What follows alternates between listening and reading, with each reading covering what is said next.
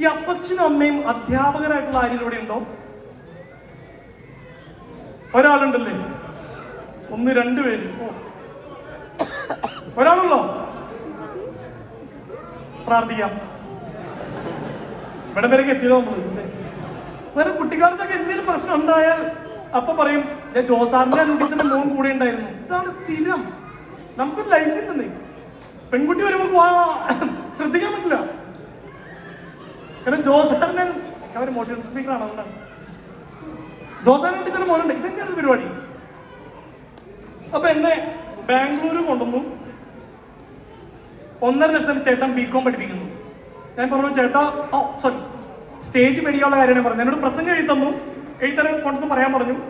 അപ്പനോട് ചോദിച്ചു അപ്പൊ എനിക്കൊരു പ്രസംഗം എഴുതരണം സ്വാതന്ത്ര്യത്തിൻ്റെ ഒന്ന്. അപ്പം പറഞ്ഞു എനിക്ക് സമയമില്ല, നീ അമ്മയോട് പറ. അമ്മയോട് പറയണ. പിന്നെ അപ്പൻ അങ്ങനെയായിരുന്നു. അമ്മ പറയും എനിക്കൊന്നും പറ്റില്ല, നീ അരുണിനോട് പറ, അരുൺ എഴുതി തരുമെന്ന്. അരുൺ ഞങ്ങൾ 3 ആൺമക്കൾ, 2ാമത്തെ ആളാണ്. മൂത്ത ആളും ഞാൻ തമ്മിൽ 10 വയസ്സിന്റെ വ്യത്യാസമുണ്ട്. 2ാമത്തെ ആളും ഞാൻ തമ്മിൽ 5 വയസ്സിന്റെ വ്യത്യാസമുണ്ട്. മികച്ചൊരു പ്ലാനിങ് ആയിരുന്നു. എന്റെ അപ്പനും അമ്മയും പറഞ്ഞ് ഞാൻ കേട്ടത് ഞാൻ ആക്സിഡന്റ് ആയിരുന്നു എന്നാണ്. അതെന്താണെന്ന് എനിക്ക് ഇതുവരെ മനസ്സിലായിട്ടില്ല. ഇതെന്താ ആക്സിഡന്റ്? അയ്യോടാ അതേ കൊച്ചുണ്ടായോ, ഇത് പ്രതീക്ഷിക്കാതെ ഉണ്ടായതാണ്. അതൊക്കെ പറഞ്ഞോലുണ്ടല്ലേ. എന്റെയൊക്കെ പ്രതീക്ഷത്തിൽ കൂടുതൽ പറയാം. ഞാൻ എന്റെ അപ്പനമ്മയെ കുറിച്ചാണ് പറഞ്ഞോണ്ടിരിക്കുന്നത്. അപ്പോ 2ാമത്തെ ആൾ അരുൺ എന്നെ ഭയങ്കര ഇഷ്ടമാണ്. പുള്ളിക്ക് മൂത്ത ആൾക്ക് എന്നെ കണ്ണെടുത്താൽ കണ്ടുകൂടായിരുന്നു. കാരണം പുള്ളി +2 പഠിക്കുമ്പോഴാണ് ഞാൻ ഉണ്ടാവുന്നത്. പുള്ളി നിക്കിളി കൂട്ടി ഇങ്ങനെ കൊല്ലുമായിരുന്നു. ഇങ്ങനെ നിക്കിളി കൂട്ടി ഞാൻ മരിക്കാനോ കൂടി ശ്വാസം എടുക്കാൻ സമയം തരും. ശ്വാസം എടുക്ക്, ശ്വാസം. നീ ഇപ്പൊ ഓക്കെ അല്ലേ? വെള്ളം വേണോ? വെള്ളം കുടിപ്പിച്ചിട്ട് പിന്നെ നിക്കിളി കൂട്ടും. അപ്പൊ ഈ അരുൺ എന്നെ ഇഷ്ടമായത്. 2ാമത് അരുൺ എനിക്കൊരു പ്രസംഗം എഴുതുന്നു. ആ പ്രസംഗത്തിനൊരു വരി നമ്മുടെ ഈ പ്രഭാകരൻ അണ്ടിക്കോട് പ്രാഞ്ചേട്ടൻ എനിക്ക് കൊടുത്ത പ്രസംഗമല്ലേ, അതുപോലത്തെ ഒരു സാധനം ഇതിനകത്തുണ്ടായിരുന്നു. ആ വരി ഇങ്ങനെയാണ്, ഞാൻ ഇപ്പോഴും മറന്നിട്ടില്ല.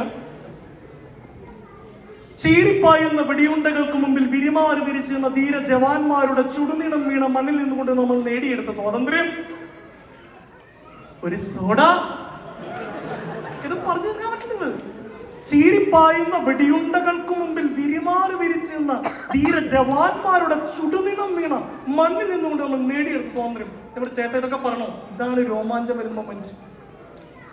ഞാൻ പോയി കണ്ണാടിയൊക്കെ പഠിക്കുന്നു, സ്വാതന്ത്ര്യദിനത്തിന് അന്ന് വരുന്നു, പ്രസംഗിക്കാൻ ചേട്ടൻ വന്നിട്ടുണ്ട്. അപ്പനമ്മയും തൊട്ടടുത്ത സ്കൂളാണ്, അവരും വന്നിട്ടുണ്ട്. അടുത്ത മുഖ്യ പ്രഭാഷണം മാസ്റ്റർ ജോസഫ്. മാന്യ സദസ്സിനെ വിനീതമായി കൊടുക്കുകയും ഇന്ന്